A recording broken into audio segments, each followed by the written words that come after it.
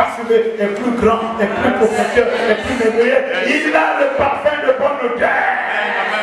Celui qui est en Christ sent mieux que celui qui n'est pas en Christ, parce qu'il sent mauvais malgré son parfum riche, mais spirituellement il sent mauvais. Spirituellement tu fais la mort, mais spirituellement lorsque nous on arrive, on a un parfum de bonne odeur. Il faut que tu sois possédé de démons pour ne pas nous aimer. Quand vous allez quelque part et qu'on ne vous aime pas, c'est des gens, c'est des sorciers, c'est des possédés. Alléluia. Pourquoi la Bible déclare que pour certains nous serons un parfum de mort, pour d'autres nous serons un parfum de vie. Donc il est évident, quand vous allez quelque part, s'il y a une animosité claire avec vous, celui-là, c'est les enfants de l'autre. Mais vous avez le devoir de le sauver, car nous n'avons pas à lutter contre la chair et le sang, mais contre les démons qui oppressent les gens, au nom de Jésus. Amen. Amen. Continuons cette histoire et avançons un peu. La Bible est classe ici.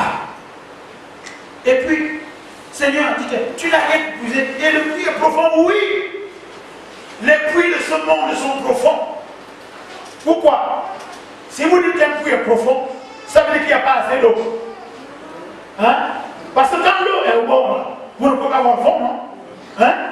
Quand vous allez, vous êtes là, dites Oh, il y a beaucoup qui n'ont pas dit Maman, ça va? Tu es là? Reviens vite, on va te terminer. Sinon tu risques de rater le vol autour, de relater ça. La pluie, il dit, mais le puits est profond. Quand un puits est profond, ça veut dire qu'il n'y a pas assez d'eau. Quand le puits est rempli, vous ne pouvez pas voir le fond, non? Donc vous ne pouvez pas dire qu'il est profond. N'est-ce pas, non? Est-ce que vous comprenez bien cette image? Quand c'est rempli d'eau, vous ne pouvez pas dire que le puits est profond parce que vous ne voyez pas le fond. Oui. Maintenant, quand il y a le puits là, oh là là, le puits est profond. Oui, les puits du monde sont profonds parce qu'il n'y a pas assez d'eau. Les choses du monde, il n'y a pas assez de paix. C'est difficile d'avoir la paix sur la terre parce que le puits de la paix est profond parce qu'il faut aller chercher la paix loin. Et le monde dit même que pour avoir la paix, prépare la guerre. Donc pour avoir la paix, ils sont obligés de faire les armes de guerre. Donc le puits est profond pour puiser la paix dans ce monde. Les puits de ce monde sont crevassés. Pour avoir la joie, on a la joie de courte durée et encore quelle joie. Quelle joie. Suivez ma pensée. Il y a des petites joies, mais quelques secondes après, il y a même plus la joie. On se dit, mais qu'est-ce que je suis venu chercher? La joie ici ou la frustration? Oui, les puits de ce monde, même si quand tu ris, tu dis oh là là, je suis en joie, mais c'est une joie de courte durée. Pourquoi? Parce que c'est profond, la joie de ce monde ne peut pas te donner de la joie véritable. Parce que la joie véritable, elle est en Christ. Yes. La paix, la joie, l'amour, la grâce, les fruits dont on parle dans Galates 5:22 sont en Christ Jésus. Le monde ne peut pas te donner la joie et la vraie joie. Le monde ne peut pas te donner la paix. Et la femme là est concernée à Jésus. Oui, le puits est profond. Le puits de la fidélité est profond parce qu'il est difficile d'être fidèle dans ce monde. On a tellement d'excitation, on a tellement de choses qui nous donnent. Le puits de la fidélité est profond. Regardez nos jeunes filles, c'est difficile, qu'elle ait un copain. Il y a tellement de dragueurs et de dragueuses parce que les filles et les garçons sont devenus des vrais trappeurs aujourd'hui. Les filles draguent les hommes draguent les filles, et les filles draguent les filles, les hommes draguent les hommes, et puis ça se croise, ça s'entrecroise, ça se mêle, ça devient une vie de dragueur, de dragage. Je ne descends plus bas après, n'est-ce pas? La Bible déclare que c'est profond, c'est profond. Quand vous voyez les gens, regardez les gens, ils ont toujours soif, parce qu'ils n'ont pas trouvé le bon puits. Alléluia. Je vois mon ami Tolé en train de dire, il va au puits de... Je ne dis pas le nom. Il va à notre puits là-bas. Il va à notre puits là-bas. Il va à notre puits là-bas. Le gars a creusé tellement de puits qu'il devient lui-même épuisé. Épuisé par les puits qu'il a creusés. Jusqu'à ce qu'il trouve le bon puits qui est rempli. Et ce puits-là, il n'y a que Jésus-Christ qui va te conduire dans le puits du repos. La Bible déclare qu'ils ont creusé beaucoup de puits dans le pays, mais ils n'ont pas trouvé. Tous les puits n'amènent pas l'eau. Alléluia. Il y a des puits qui n'ont pas d'eau et qui sont extrêmement profonds. Et c'est ce qui arrive dans nos vies. C'est ce qui arrive malheureusement tout le temps. Tout le temps. C'est tout le temps. Tout le temps. Tout le temps. Tout le temps. Mais la Bible déclare, et ça va changer. Il dit, comment le puits est tellement profond. Et d'où auras-tu dans cette eau vive? Oui, L'eau que Dieu donne, l'eau que notre Jésus donne, l'eau que la parole de Dieu donne n'est pas de ce monde. Le puits dont on parle, il n'est pas de ce monde. Le puits dont on parle, il n'est pas chez les parents. Il n'est pas chez les amis. Ce n'est pas chez une femme, ce n'est pas chez un homme. Ce n'est pas dans les communautés. Ce n'est même pas dans les églises. Ce n'est même pas où on puisse trouver ça sur la terre. Ce n'est pas, oui, notre royaume, le royaume d'où vient le puits qui donne de l'eau vive, n'est pas de ce monde. Les puits de Jésus ne sont que les puits de la vie éternelle qui est en Christ Jésus, qui a dit, qui vient du ciel. Alléluia. Le puits dans lequel nous devons boire, qui peut produire l'eau vive, c'est Jésus, c'est la parole de Dieu. Le puits dans lequel tu peux trouver la paix, la joie, c'est la méditation de la parole de Dieu. C'est rencontrer. Regardez, on continue cette histoire-là. Il dit, es-tu plus grand que notre père Jacob qui nous a donné? Oui, Jésus est plus grand qu'Abraham. Il est plus grand que Jacob. Il est plus grand que quiconque prophète parce qu'il est au commencement. Au commencement était la parole et la parole était avec Dieu. C'est cette parole qui est devenue chair. Elle est venue parmi nous. Elle a habité parmi les siens là-bas, mais ils ne l'ont pas reçue. Mais ils l'ont rejeté. Mais la Bible déclare que ceux qui l'ont reçu, ceux qui connaissent la parole de Dieu, ceux qui reçoivent Jésus, ceux qui connaissent le don de Dieu, elle donne le pouvoir de devenir enfants de Dieu. Lesquels ne sont plus nés ni de la chair, ni de la volonté du sang de l'homme, mais de la volonté de Dieu. Quand tu connais Jésus, quand tu as reçu Jésus, tu as rencontré Jésus. Je ne t'ai pas dit quand tu as donné ta vie à Jésus, non. Tu peux avoir donné ta vie à Jésus, mais sans avoir rencontré Jésus. Mais quand tu le rencontres, que tu parles avec lui, il y a une transformation. Il y a quelque chose qui va se passer en toi. Et il va te donner le pouvoir de la connaissance, le pouvoir de devenir un enfant de Dieu. C'est une position stratégique, être un enfant de Dieu. Né dans sa volonté. Oui, c'est esprit et vie. C'est une autre vie. C'est un autre esprit. Lorsqu'on est en Christ, on devient une nouvelle création. Mais quand on connaît Jésus, quand on connaît le don de Dieu, on est né de nouveau. On devient totalement différent. Ça n'a rien à voir à avoir une voiture. Ça n'a rien à voir à avoir une grande maison. Bien que c'est aussi dedans, parce que le salut inclut toutes les bénédictions attachées à cette grâce-là. Mais je veux dire que ce n'est pas attaché forcément au bling bling. Ce n'est pas attaché seulement à ce qui impressionne. Parce que la femme samaritaine a dit à Jésus, mais tu n'as rien. Alors que c'est Jésus qui est Dieu. Ça l'impressionnait. La femme samaritaine n'était pas impressionnée. Jésus n'avait pas un réceptacle pour puiser de l'eau. Oui, nous les enfants de Dieu, quand on nous regarde, on n'a l'air de rien. Nous sommes les apôtres, les effets. Quand on nous regarde, on peut même se ridiculiser, on peut même se moquer de nous. Mais ils ne savent pas que nous on passe d'abord par le fumier avant de rentrer dans la gloire. Ils ne savent pas la position qu'on occupe. Quand on nous regarde, quand quelqu'un me regarde dans la rue, quand nous me vit contre moi, il me critique. Mais il ne sait pas ce que j'ai. Celui qui est en moi détient ta vie. Celui qui est en moi peut changer ta vie. Celui qui est en moi, une parole sortie de moi, l'eau vive que je vais prononcer dans ta vie va changer ta vie. Toi qui te moques de moi, toi qui me méprises, toi qui passes dans des choses élevées sur ce monde, toi qui creuses des puits crevassés, aujourd'hui tu es à l'Assemblée nationale et toi tu es à l'Assemblée internationale, toi tu es à l'Assemblée, on va dire environnementale, tu es à l'Assemblée élevée, tu es à l'Assemblée. Mais moi non, je ne suis pas de ce monde. Je ne suis pas comme tu vois. Parce que quoi? Parce que tu estimes que je n'ai rien. Je n'ai pas une grosse voiture. Je n'ai pas une grosse maison. Je n'ai pas ceci, je n'ai pas cela. Mais j'ai, moi, pas quelque chose, mais j'ai quelqu'un. J'ai le don de Dieu. J'ai Jésus. J'ai la parole de vie. J'ai la parole de la puissance. J'ai la parole prophétique. Quand je la libère, toi, ta vie change. Au nom de Jésus. La Bible déclare que Dieu. Qui a annoncé en même ainsi que ses fils.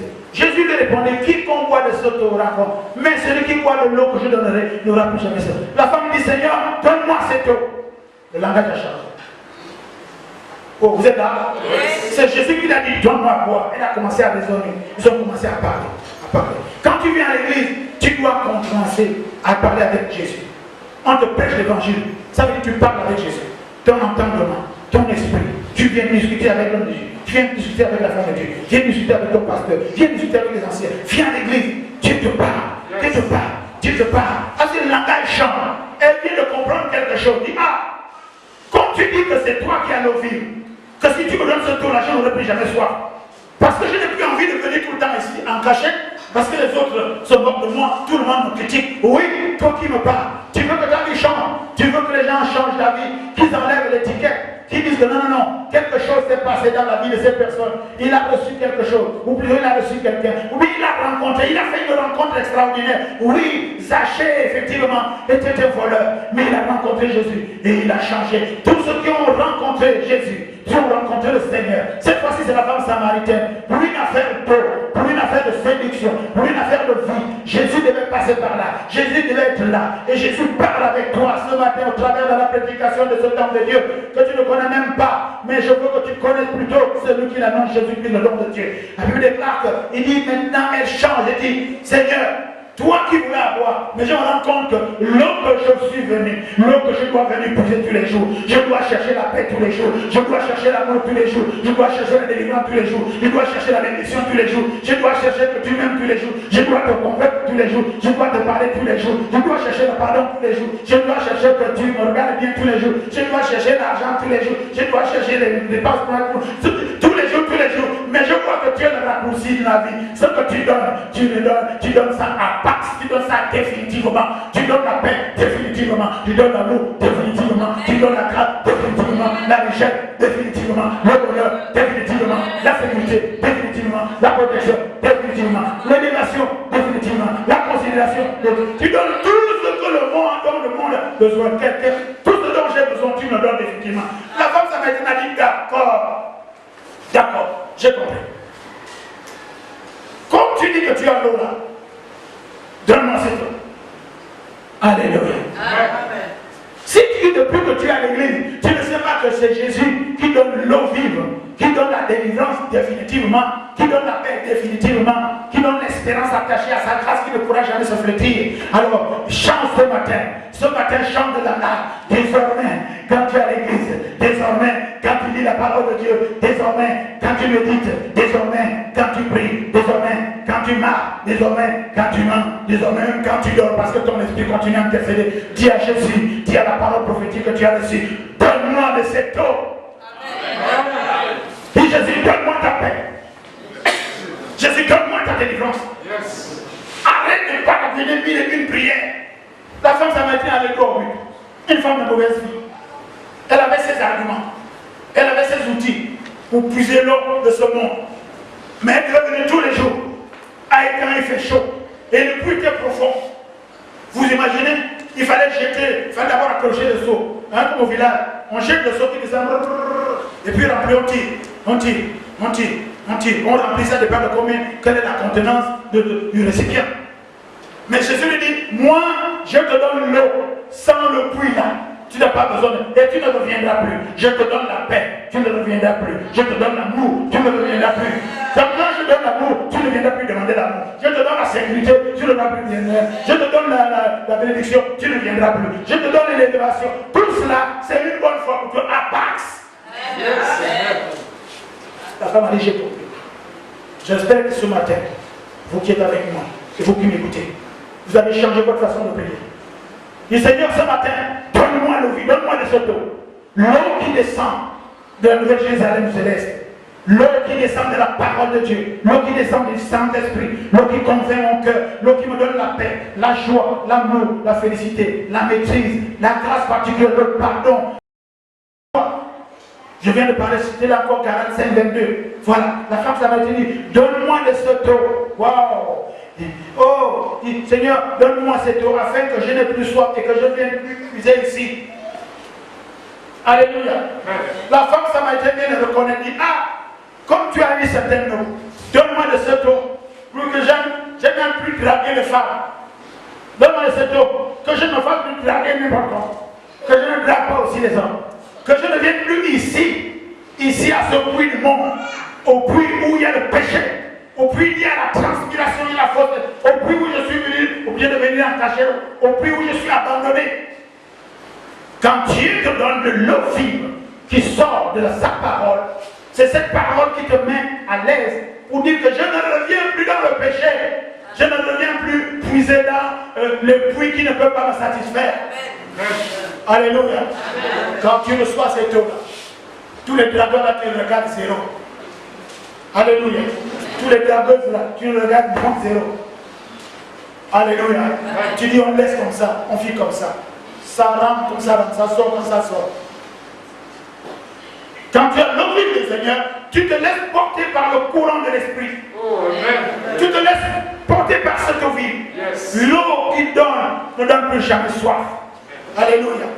Si tu continues à avoir soif, c'est que tu n'as pas rencontré. Cette femme dit, Seigneur, donne-moi. Et Jésus va maintenant là. Maintenant, comment elle a reconnu? Elle a reconnu que c'est celui qui a en face de qui a un puits, qui peut faire des miracles. Quand tu rencontres Jésus, tout de suite, là, quand Jésus a vu que cette femme a dit, donne-moi maintenant. C'est Jésus qui a d'abord dit, donne-moi ton cœur. Jésus a commencé par te dire, donne-moi ton cœur, donne-moi ta vie, donne-moi ta vision, donne-moi ton projet, donne-moi ta façon de penser, donne-moi ça. Et vous avez commencé à discuter. C'est après maintenant, quand toi tu vas dire à Jésus, Jésus, toi, donne-moi ton projet, Jésus, donne-moi ta paix, donne-moi ton amour, donne-moi la grâce que tu as pour ma vie, donne-moi. C'est à toi de demander. Quand tu commences à demander, maintenant Jésus peut maintenant s'attaquer à ta vie. Alléluia. Tant que tu n'as pas discuté, tu n'as pas connu le don de Dieu, tant que tu n'as pas parlé avec Jésus, tu n'as pas reconnu que c'est lui qui peut changer les choses. Et que finalement tu dis, si c'est ainsi Seigneur, je reconnais que c'est toi. Donc donne-moi cette eau. Donne-moi la délivrance que je cherche depuis longtemps. Donne-moi le mari que je cherche depuis longtemps au lieu de me faire plaquer mille et mille fois par les chats, les chatons, par les mouches, par les crocodiles, par les lions et les nagas même. Donne-moi. Alors Jésus va s'attaquer à ça. Il dit, va chercher ton mari. Mari, c'est l'homme de qui on attend toutes choses. C'est ça le mari, non? Hein? Ok? Va chercher celui qui te protège. Va chercher celui qui t'a amené chez lui. Celui que tu vas donner le nom. Celui qui fait changer ton nom. Ce matin, qui est ton mari? Oh! Regarde-moi. Là, nous sommes dans l'esprit. Hein? Je ne parle pas de... On peut parler du genre, hein, on peut parler de genre femme ou homme, ok? Mais là, on parle de l'esprit. C'est-à-dire même les hommes, spirituellement, ils ont des choses qui les commandent. Quel est ton mari ce matin? Toi qui me regardes, quel est ton mari qui commande? De qui est-ce que tu attends toutes choses? L'orgueil, le mensonge, la fausseté, l'oncle, l'attente ou ta personnalité, ou bien tes secrets, ou tes passions, ou tes hauteurs, ou bien ta connaissance. C'est qui ton mari? Ta connaissance? Parce que tu es ici, mais tu es intellectuel. Aujourd'hui, tout le monde se travaille. Master 2, Master 1, Master 4, doctorat, et tout le reste là. Et alors, l'apôtre Paul dit, hein, tout ça, j'ai regardé comme de la hauteur, je le considère maintenant comme si c'était de la boue. Ce n'est pas ton doctorat qui fera en sorte que tu connaisses Jésus, que tu rencontres le don de Dieu, pour que ta vie change. Tu peux toujours manger ton doctorat et te pavaner avec ça, mais tu es toujours pitoyable, misérable homme. Oh, qui te délivrera? C'est Jésus seul qui peut te délivrer. Amen. Je continue en passant en disant, nous sommes en train d'aller vers la fin là. Waouh! Donne-moi cette. Et la femme dit, va chercher ton mari. Le problème c'est toi, c'est que tu viens à l'église, mais tu laisses ton mari à la maison. J'ai dit, mais je dis non. Oh, tu viens à l'église, mais tu laisses ton fornicateur. Tu viens à l'église, tu laisses ta fornicatrice. Un choc.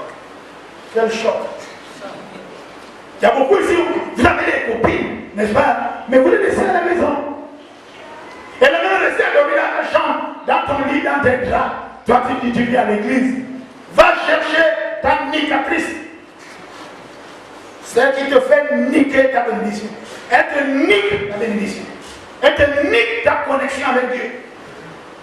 Ton fornicateur nique ta connexion avec Dieu. Ta fornicatrice nique.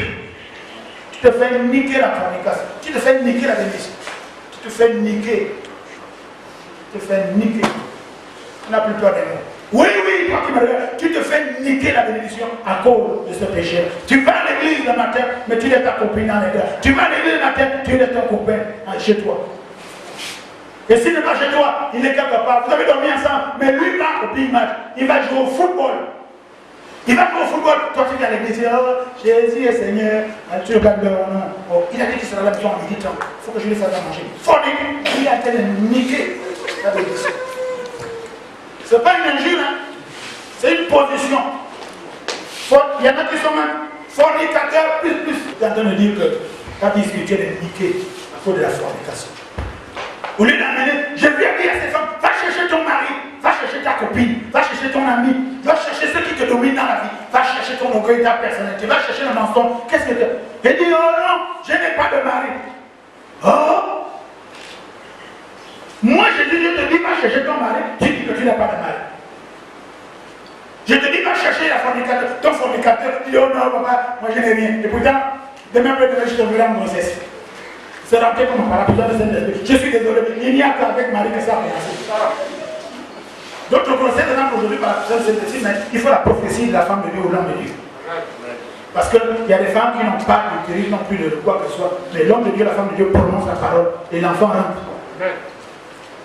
Mais pour l'instant, ce n'est pas ton cas. Dis, oh papa, je n'ai rien, je n'ai pas de copain. Je te donne seulement 3 semaines, oh, et j'ai un grossesse. La grossesse est rentrée par contre. Par la puissance de Saint-Esprit, non. Par la fornication. Alléluia. Alléluia. La Bible déclare il appelle ton mari. Va, appelle ton mari et reviens ici. Histoire de dire, ne viens pas seul.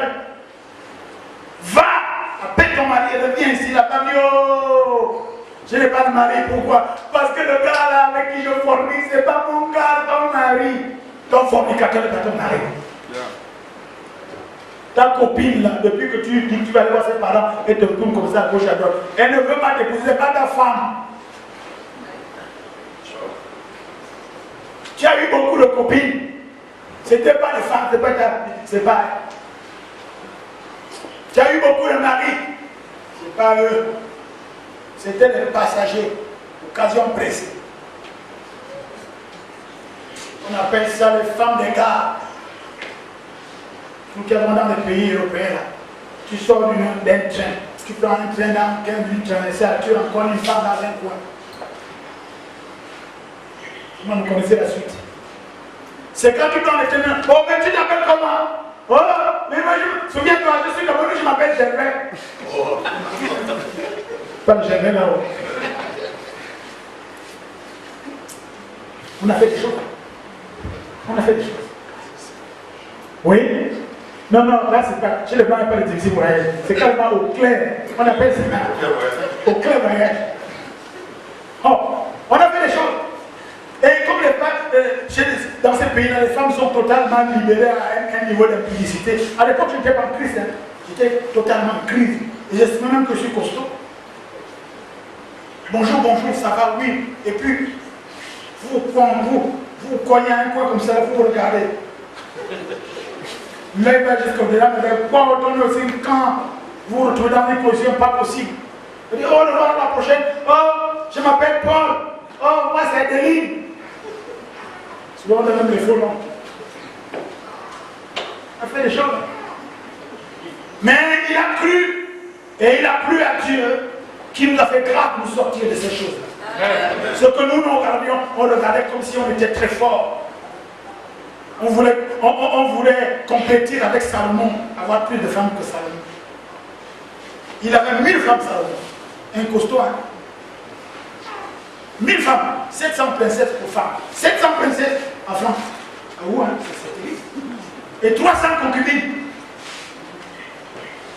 Frère Matal, comment il fait pour le mettre en grossesse?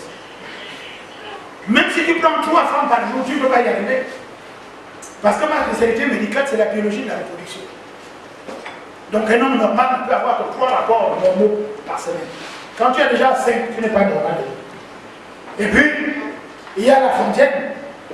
Il arrivera à un moment donné, si c'est tous les jours, au bout d'1 mois, la fontaine, il n'y a plus d'eau. La SDG a coupé. Même les gouttes, tu ne trouves plus. Sinon les gouttes de sang, et ça veut dire que déjà, ce n'est plus l'hématurie. Amen. On termine cette histoire par quelque chose de merveilleux. Dis, car tu as eu 5 maris, et celui qui est tué maintenant n'est pas ton mari. Et cela tu as livré. Ah, quelqu'un peut dire, tu as eu 5 maris. Et celui que tu as maintenant n'est pas aussi le tien. Oh, le cœur de beaucoup sont en train de battre. Le cœur de beaucoup sont en train de battre. S'il te plaît, attrape ton cœur. Parce que ce que je vais bombarder là tout de suite, Le cœur lui s'est tombé par terre. Tu as eu 5 maris et celui que tu as là, c'est pas moi qui le dis, c'est Dieu qui dit. Celui que tu as là, ce n'est pas ton mari. Un cas. Abimate. Ça va. Tu as eu 5 maris, celui que tu as maintenant n'est pas aussi ton mari. En cela, la parole de Dieu est vraie. Sans commentaire, je passe. Après, on m'a dit que c'est pas grave.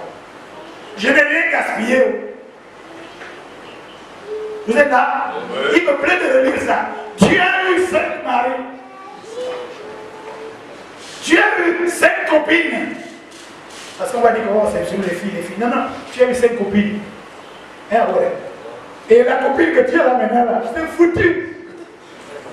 C'est pas moi qui dis, oh, c'est Dieu. Et là, c'est la vérité. Ah, attendez, regardez. Seigneur dit la femme, je vois que tu es prophète. Elle a d'abord reconnu Jésus. Ah, c'est toi qui donnes l'eau vie. Donne-moi l'eau vie. Jésus maintenant s'attaque à sa vie. Vous voulez la délivrance? Il faut d'abord connaître Jésus. Il faut lire la Bible. Il faut la méditer. Parlez avec votre pasteur. C'est quand vous allez reconnaître que c'est Jésus qui peut quelque chose dans ta vie. C'est là maintenant qu'on peut s'occuper de ta vie maintenant. Si tu viens seulement là, tu gardes ta vie cachée. Tu gardes ta vie.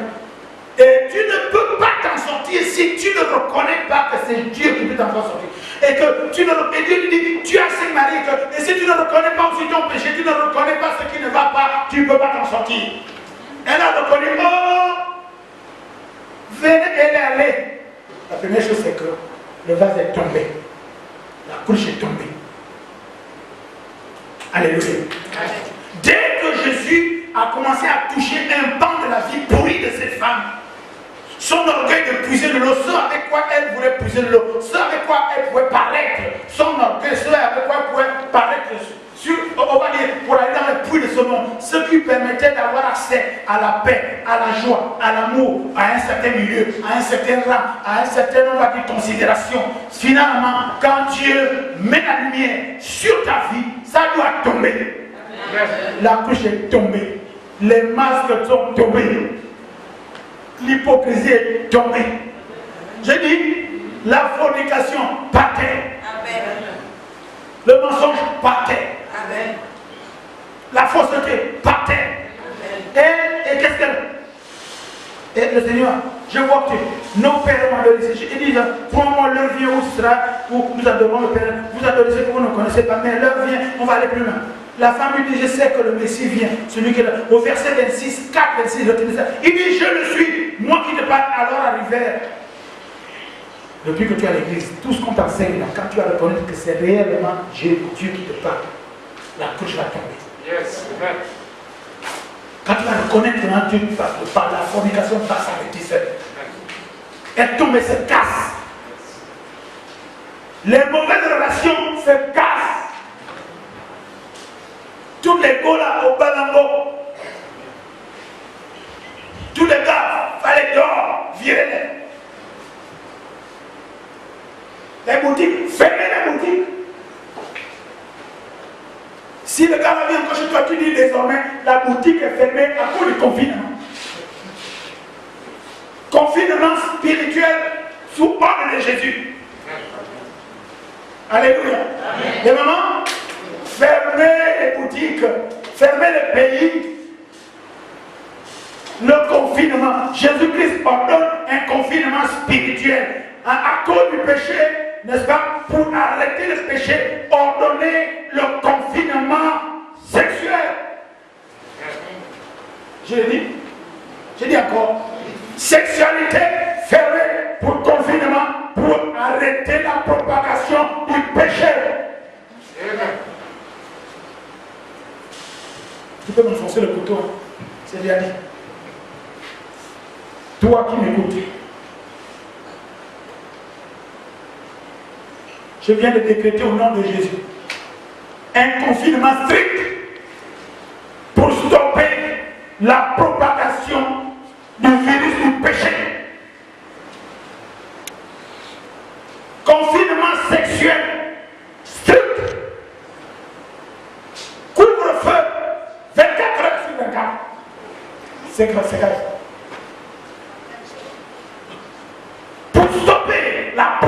tentation, du virus, de la fornication, de l'adultère, du péché, du mensonge, toute forme de péché, pour stopper ce virus-là, j'ordonne au nom de Jésus un confinement strict et total, couvre-feu 24 heures sur 24 au nom de Jésus. Amen. Amen. La Bible dit que la femme s'est tombée, la couche est tombée. Elle est allée en ville maintenant. Il dit, oh, venez voir l'homme qui m'a dit tout ce que j'ai déjà fait. Bien-aimé, si tu es en Christ, tu es dans une église, et que le Saint-Esprit ne t'a pas encore dépouillé pour te montrer que ça ne va pas dans ta vie, toi-même et tu reconnais ça, c'est que tu n'as pas encore rencontré le don de Dieu. Tu ne connais pas Jésus. Si tu es dans une église et que tu peux encore tranquillement partir et aller forniquer sans aller dire aux gens que venez, j'ai trouvé celui qui m'a tout dépouillé pour que je sois béni, n'est-ce pas? Elle est devenue une évangéliste puissante après avoir rencontré Jésus, après avoir parlé avec Jésus. Elle a reconnu le don de Dieu. Ta vie ne peut pas changer. Même si tu es depuis 50 ans en Christ, si tu ne rencontres pas et reconnais le don de Dieu. Et Maranatha. Jésus est vivant. On acclame le Seigneur.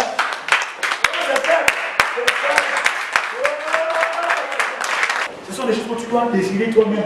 Dis, je vais boire. Seigneur, donne-moi de cette eau. Donne-moi l'eau de la vérité. Donne-moi l'eau de la fidélité. Je vais être fidèle.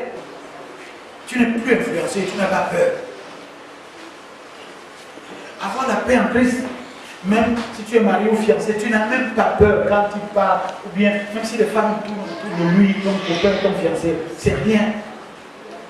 Si les hommes tournent, les femmes tournent autour, c'est rien. Pourquoi? Parce que tu vas regarder cela comme des choses vaines. Est-ce que, je termine une dernière question, est-ce que quand les gens te rencontrent, quand tu parles, est-ce que tu as du bon conseil? Est-ce que les sources d'eau vive coulent de toi?